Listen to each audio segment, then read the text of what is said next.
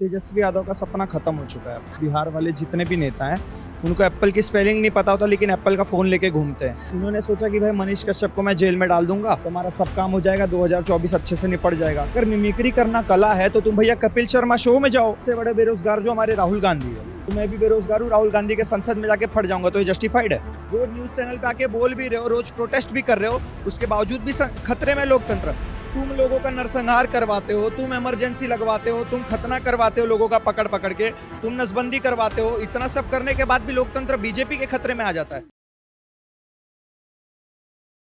नमस्कार दोस्तों, मेरा नाम है आशा शर्मा और आप देख रहे हैं सौगन टीवी। दोस्तों, मनीष कश्यप जो कि लगातार एक साल से जो है मदुरई जेल में जो है पहले बंद रहे और उसके बाद बिहार जेल के अंदर जो है वो बंद थे, वो फिलहाल जमानत पे बाहर आ गए हैं।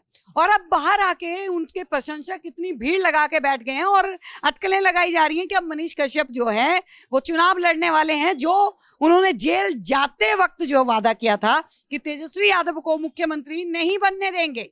अब क्या लगता है आपको? तेजस्वी यादव का सपना खत्म हो चुका है। जो 9वीं फेल बिहार वाले जितने भी नेता हैं उनको एप्पल की स्पेलिंग नहीं पता होता, लेकिन एप्पल का फोन लेके घूमते हैं। और यही सब चीजों को उजागर करने का काम मनीष कश्यप ने किया था, जो उनको सजा मिल गई। इन्होंने सोचा कि भाई मनीष कश्यप को मैं जेल में डाल दूंगा तो हमारा सब काम हो जाएगा, 2024 अच्छे से निपट जाएगा। लेकिन इनको क्या पता था मनीष कश्यप अंदर जाके और अच्छे से तैयार हो रहा है कि भैया आऊंगा तो तुम्हारी अच्छे तरीके से बचाऊंगा।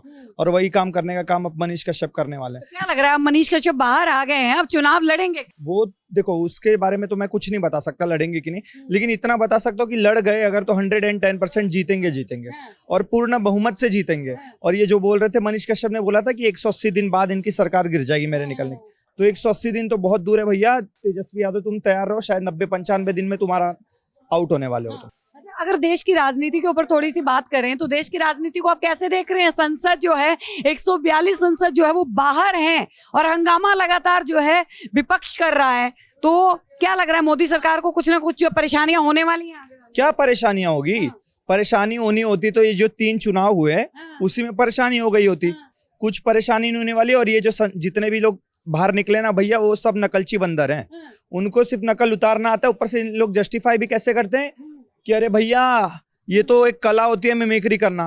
अरे अगर मिमिक्री करना कला है तो तुम भैया कपिल शर्मा शो में जाओ, कॉमेडी नाइट्स में जाओ। इतनी सिंसियर पोस्ट तुम्हें मिलती है संसद वाली, जिससे तुम वहां की जनता को रिप्रेजेंट कर सको, तो तुम अंदर आके कमेंट्री कर रहे हो और ऊपर से उसको जस्टिफिकेशन दे रहे हो कि भैया मैंने मिमिक्री करना एक कला होती है। तो ऐसे लोगों को तो सीधा यूएपीए लगना चाहिए। जो 2 लोग सांसद में घुसे थे ना, 2 लौंडे थे, जो जितने गुनेगार वो थे उतने ही गुनेगार। राहुल गांधी कह रहे हैं बेरोजगार हैं, रोजगार दीजिए तो कोई नहीं घुसेगा। मैं भी बेरोजगार हूँ, आपके चैनल पे बोल रहा हूँ।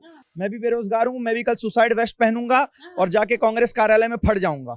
बेरोजगारी मुझे भी 350 करोड़ मैंने देखा है राहुल गांधी के परिवार से निकले हैं भैया, तो मैं भी बेरोजगार हूँ, राहुल गांधी के संसद में जाके फट जाऊंगा तो ये जस्टिफाइड है? ये कुछ भी उलझुल बयान देते। सबसे बड़े बेरोजगार जो हमारे राहुल गांधी है, उनसे बड़ा बेरोजगार ये पूरे भारत में मुझे नहीं लगता कोई भी होगा। इतने बड़े बेरोजगार होने के बाद मैं तो सोचता हूँ राहुल गांधी को फट जाना चाहिए था जाके। वैसे भी तो राहुल खान है वो, अगर पूर्वज देखा जाए तो राहुल गांधी क्यों नहीं फट गए? कैसे कैसे बयान देते। ये नीलम आजाद जो नारा लगा रही थी, जय भीम जय भीम, भैया इसका मतलब ये। और बेरोजगार कहाँ से, आप मुझे बताओ ना।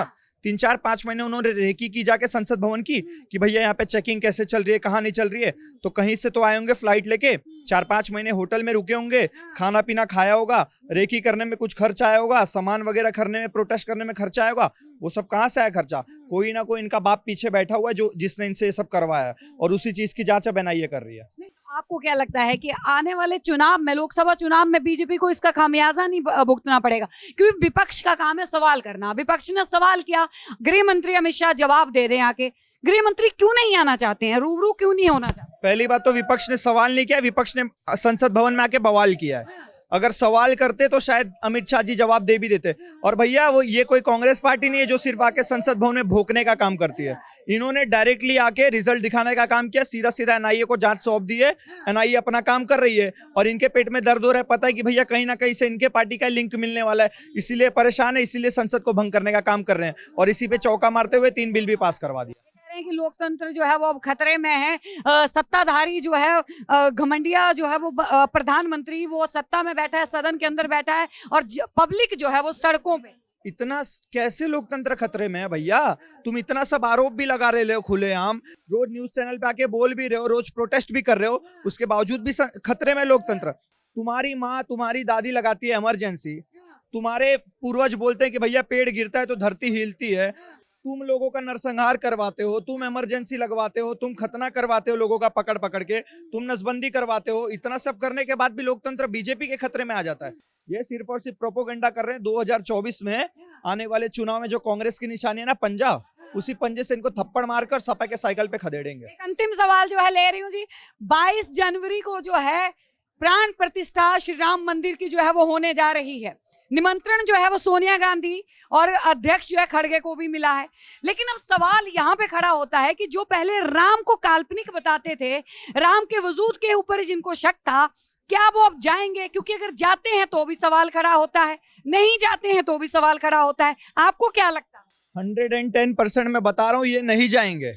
और किस मुंह से तुम जाओगे? तुमने ही बोला था ना Ram does not exist, Ram भगवान काल्पनिक है, तो क्या मुंह लेके जाओगे? और इनको पता है कि अगर भैया मैं चली गई ना या मैं चला गया तो इससे बीजेपी को सीधा सीधा फायदा मिलेगा कि बीजेपी ने राम मंदिर बनवाया तो मैं गई दर्शन करने। तो भैया ये बीजेपी को किसी भी एंगल से सपोर्ट नहीं करने वाले, इसके लिए चाहे इनको देश के विरुद्ध क्यों ना जाना पड़े, तो ये राम मंदिर में तो जाएंगे नहीं। और भैया मैं सीधा सीधा बता दूं, जितना महत्वपूर्ण, जितना इंपॉर्टेंट मेरे लिए 15 अगस्त 1947 था, उतना इंपॉर्टेंट मेरे लिए 22 जनवरी। बहुत बहुत धन्यवाद। तो देखिए लगातार जो है सियासी पारा जो है वो चढ़ा हुआ है। अब देखना दिलचस्प होगा कि आगे जो है वो क्या निकल कर सामने आता है। तब तक के लिए बने रहिए हमारे साथ, देखते रहिए सौगंध टीवी।